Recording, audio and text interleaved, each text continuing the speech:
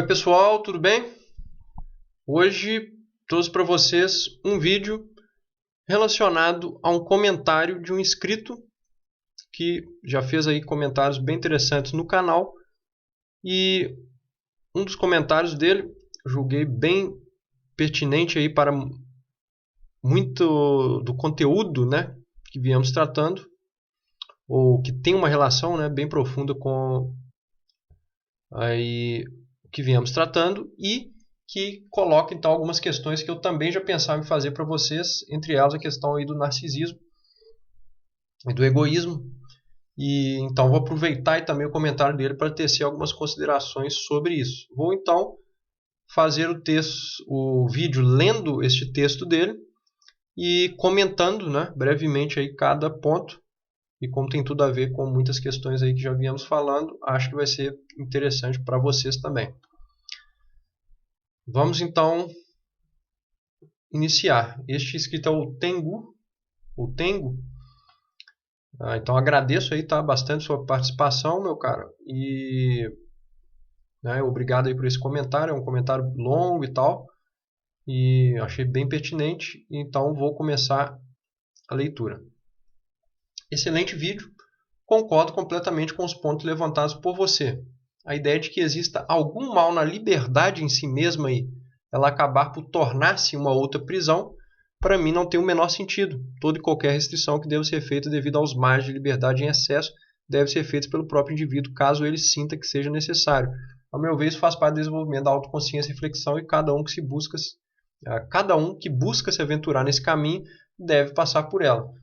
Então, né, exatamente isso aí que eu quis transparecer nesta minha querela aí com o vídeo do canal Projeto Conselho, né? E justamente sobre liberdade. Então, claro, no vídeo lá eu falo muitas outras coisas, né? Mas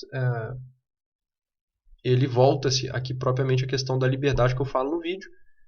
E então acredito que ele tenha entendido aí bem essa questão, né? E que nossas opiniões converjam nesse sentido. Então, bem legal a sua descrição de todo este trecho, tá? Vou continuar então, que é para a gente chegar, na verdade, aí no assunto que vamos aprofundar. Então ele continua aqui no texto. Quem quiser ler também na tela, estou deixando o texto, tá, pessoal? Para vocês aí. Então, voltando à leitura. Quanto ao hedonismo, eu confesso que não tinha um conhecimento prévio tão grande sobre isso ser uma escola de pensamento, e também usava esse conceito de forma negativa. Entretanto, com sua explicação, eu já vejo de outra forma.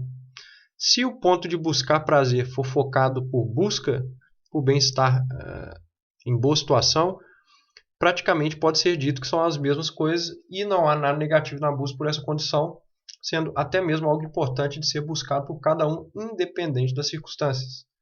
É claro, partindo da premissa de comportamento de acordo com a ética e legalidade. Quanto à moral, não importa por ser subjetivo a cada um. Seria interessante um vídeo mais aprofundado sobre hedonismo, cinismo e de que forma eles se relacionam com estoicismo e minimalismo. Então aí, várias coisas interessantes, né, neste parágrafo. E realmente, então no vídeo eu abordei sobre a questão do hedonismo, mas comecei já colocando lá que o hedonismo, aquilo que se fala hedonismo, se fala de um modo, né, muito vulgar na cultura, e que geralmente não se leva em conta a questão da escola de pensamento hedonista, que advém lá do Epicuro, né, e daí em diante chega até na modernidade um filósofo que pouca gente conhece, que é o Lamétrie, ou que escreve Lamétrie, né, Lamétrie, com 2 T's, né. O Lamétrie é um filósofo que escreveu, por exemplo, livros, né, tá tudo em francês, que é École de la Volupté, se eu não me engano, que é a escola da volúpia, né? Então, digamos que ele põe ali várias questões que vão remeter a um certo sensualismo, a questão dos prazeres, né? Mas não quer dizer que sejam prazeres em excesso, né? Isso quer dizer que simplesmente ele constrói uma doutrina, né, que tem o prazer como uma de suas bases, né? Mas não quer dizer que é o prazer exagerado, né? Até porque o prazer exagerado ele pode destruir outros prazeres, né? Então, entende que é um equilíbrio de prazeres. Então, é muito mais profunda a questão do hedonismo do que, né, este hedonismo que se fala aí comumente no Brasil, tomado de um modo mais vulgar, né? Que não leva em conta essa questão de uma filosofia mais profunda voltada a essas questões. E então eu pretendo trabalhar também em vídeos futuros essa questão do hedonismo, tanto aí pegando o Epicuro como o Lametrie e outros filósofos que abordam essa questão, né? Mas interessante é então que, né, a minha fala tem aí afetado ele beneficamente neste julgamento, né, acerca aí dessa crítica do conceito vulgar de hedonismo. E em relação então ao que ele falou ali no final, né, que seria interessante um vídeo mais aprofundado sobre hedonismo e cinismo, de que forma eles relacionam com o estoicismo e minimalismo, são questões bem interessantes, tá? Posso fazer em vídeos futuros aí, porém são muito amplas, né? Então talvez seja melhor fazer um vídeo às vezes sobre hedonismo e cinismo. Só aí já dá um vídeo gigantesco, né? Porque hedonismo é uma escola filosófica, cinismo é outra. Então, só para a gente falar aí, né, desses filósofos cínicos, por exemplo, Antístenes e o próprio Diógenes, né? Para a gente falar desse filósofo já é um vídeo inteiro, né? Então, só a relação entre hedonismo e cinismo já é bem profunda. E, de outro lado, estoicismo e minimalismo, que é outros assuntos também profundos. Eu já falei, né, principalmente do minimalismo em outros vídeos. Estoicismo também, já fiz algumas citações, e também do cinismo. Então, há vídeo já no canal onde eu vou citar aí questões do estoicismo, do minimalismo e daí em diante, tá? Então, para quem não assistiu, quiser tentar rever aí, há vários vídeos onde eu cito aí mais ou menos profundamente estas escolas e daí em diante, tá? Mas, né, são assuntos que realmente inesgotáveis e que, portanto, vai ser interessante fazer vídeos futuros, sim. E aqui, mais propriamente, o último parágrafo que ele escreveu é o que vai nos interessar mais aqui para a questão do egoísmo e do narcisismo. Então, vamos lê-lo.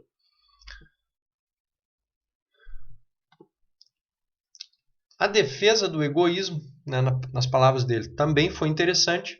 Desde pequeno eu ouço essa palavra ser usada como uma espécie de atribuição negativa, quase como se egoísmo, egocentrismo e narcisismo fosse uma coisa só. Conforme fui ficando mais velho, esta ideia se desenvolveu em minha mente e teve uma conotação diferente, pois alguém verdadeiramente egoísta não sofrerá por outras pessoas estarem melhores ou piores que ela. Não buscará validação pelo que outras pensam dela. Não terá sentimento de inveja, até porque o que os outros têm ou deixam de ter é irrelevante. O importante é que a própria pessoa possui e o que ela deseja alcançar. Ou seja, é alguém com o foco principal da vida em si próprio, ao meu ver. E, ao meu ver, né, é uma característica não só positiva, como indispensável para quem busca o autodesenvolvimento e estoicismo. Então, exatamente, né? Então, ele compreendeu aí bem essa questão aí, segundo a perspectiva que eu quis passar naquele vídeo. Que é justamente isso aí, né? Que as pessoas confundem às vezes o egoísmo com um egocentrismo ou até mesmo com o narcisismo, né? Eu vou entrar mais aí agora depois sobre egoísmo e narcisismo, mas antes queria comentar o final aí do parágrafo dele, que é uma questão bem interessante, né? Que inicia-se na escrita dele ali, que alguém verdadeiramente egoísta não sofrerá por outras pessoas estarem melhores ou piores que ela, não buscará validação pelo que elas pensam, não terá sentimento de inveja daí em diante. Que é inclusive uma questão que o próprio Max Stirner já trata na sua obra O Único e Sua Propriedade. Tá? Que é essa questão do egoísta e do fato dele justamente ter muito menos desses sentimentos negativos, se a gente parar para pensar bem. Inclusive o Stirner vai citar lá um exemplo de que o ladrão, né, ou mesmo um transgressor de lei nesse sentido da propriedade e tal, ele por incrível que pareça, não é um egoísta no sentido mais pleno da palavra. Né? Justamente porque ele quer muito o que é do outro. E nessa medida ele despreza a si mesmo. Então ele não está levando em conta, na verdade, ele não tem um foco em si, entende? Então a pessoa que é aquela pessoa muito ambiciosa por ter, né, muitas quantidades de bens materiais, e se precisar roubar, vai roubar para isso, etc. Né? Essa pessoa, na verdade, seria o contrário de um egoísta pleno. Né? Justamente porque ela quer muito o que não é dela. Ela quer a propriedade alheia ao invés dela própria ser a criadora das propriedades. Entende que, na verdade, a questão é invertida, né? Então, na verdade, a gente já pensa assim, não, o ladrão é um egoísta, porque ele quer a propriedade do outro. Na verdade, é o contrário, né? O ladrão, ele justamente por ele não ter aprofundado o egoísmo dele, ele quer o que é do outro. Por quê? Porque ele tem a incapacidade de criar meios para si próprio. Ele tem uma incapacidade de focar-se em si mesmo, né, e no autodesenvolvimento próprio daí em diante, e ele quer de todo modo o que é alheio. E na medida em que ele quer o que é alheio, ele também está com a valoração alheia na cabeça dele. Ele não está criando uma valoração própria das coisas. Ele está deixando com que os outros determinem para ele o que é bom. E nessa medida ele também não é um egoísta no sentido dos valores. Não é um egoísta axiológico, né, por assim dizer. Certo? Então, é bem interessante, né, quando o Skinner fala isso, e tem tudo a ver então com o que o Tengu falou aí neste trecho dele, que tem tudo a ver mesmo, tá? Então, quer dizer, alguém que está mais focado no seu desenvolvimento, né, numa vida para si mesma, né, ela vai ter muito menos possibilidade de inveja, né, e etc. Desses sentimentos negativos nesse sentido, né? Nesse sentido, né? Ao contrário do que uma perspectiva vulgar de egoísmo traria, certo? Então, muito bem colocado aí por ele. E então, para finalizar, eu vou falar um pouco aí da questão do egoísmo e do narcisismo, né? E como, na verdade, são coisas, em certa medida, opostas, né? Embora vulgarmente se trate também delas como quase sinônimos, né? Então, vou levar em conta essas colocações que fiz anteriormente. Então, a questão do narcisismo, na verdade, a gente tem que separar em duas, tá, pessoal? Ou até em mais, né, vertentes, mas basicamente eu vou abordar as duas principais aqui, que é, de um lado a gente tem o narcisismo enquanto um transtorno de personalidade, né, que vai estar lá no DSM, né, que é a classificação internacional, né, dentro da psicologia e daí em diante dos transtornos de personalidade, certo? Então o narcisismo está ali dentro. E o outro tipo de narcisismo seria um narcisismo mais vulgar, né, no sentido da palavra, que é esta, digamos assim, as pessoas estão mais narcisistas hoje, porque elas, sei lá, tem um aplicativo, por exemplo, Instagram, onde elas ficam postando só selfie delas, daí em diante. Então tem um narcisismo nesse sentido mais cultural, digamos assim, né, que não é necessariamente um narcisismo no seu sentido psicológico, né? No sentido psicológico quer dizer mais científico psicológico, né? Dos transtornos de personalidade. Então eu vou fazer essa análise da comparação do egoísmo dentro desses dois tipos rapidamente, né? Porque é um assunto muito denso, né? Se eu for parar para fazer digressões aí, poderia ficar o dia inteiro só sobre isso. Mas basicamente é o seguinte: quando a gente pensa então, né, dentro do transtorno de personalidade, né, o narcisista ele tem sim, no sentido vulgar de egoísmo, um egoísmo muitas vezes acentuado. Né? Porém, né, quando a gente então traz esse outro sentido que eu falei antes, e que é inclusive este que o Tengu expõe, né, e que o Skinner expôs, né, que eu acabei de falar antes, né, a gente vê que na verdade o narcisista vai ter justamente grande parte dessas características negativas que um egoísta pleno não teria. Então, o narcisista, por exemplo, ele tende a ser sim uma pessoa mais invejosa que o normal. Por isso que muitas vezes o transtorno a pessoa que tem esse transtorno, né, ela vai sim ansiar fazer, inclusive ela vai tender a galgar postos mais altos, muitas vezes dentro de empresas e daí em diante, muito porque também ela tem essa ideia de querer o que é do outro, né? Essa questão de uma certa inveja quase patológica e daí em diante. Então o narcisista carrega isso dentro de si. A gente pode ver aí dentro dos relatos de canais que só tratam de narcisismo, onde vão ter relatos voltados para essa inveja do narcisista. Né? Mas essa inveja ela é justamente desvinculada do egoísmo no sentido que abordamos aqui então. Por quê? Porque grande parte aí dos princípios que estão internos à questão psicológica narcisista é justamente porque ele tem uma personalidade mal formada. Certo? Então, ele, inclusive, cria máscaras ao longo da vida, né, e ele se modifica muitas vezes de acordo com o ambiente. Por quê? Porque ele não tem uma personalidade muito definida, digamos assim. Né? Então, a pessoa com transtorno ela não vai ter uma personalidade tão definida como uma pessoa que não tem. Então, nessa medida, ela fica trocando de máscaras muito facilmente. Né? E nesse sentido, ele então justamente é uma pessoa que é ausente de si, no sentido ali do egoísta, enquanto aquele mais focado em si, aquele que quer aperfeiçoar sua própria personalidade, seu próprio eu, que quer fortificar o seu ego e daí em diante, né? Pelo contrário, o narcisista é alguém cujo ego é muito fraco e qualquer coisa pode inflar o seu ego e estourá-lo simultaneamente.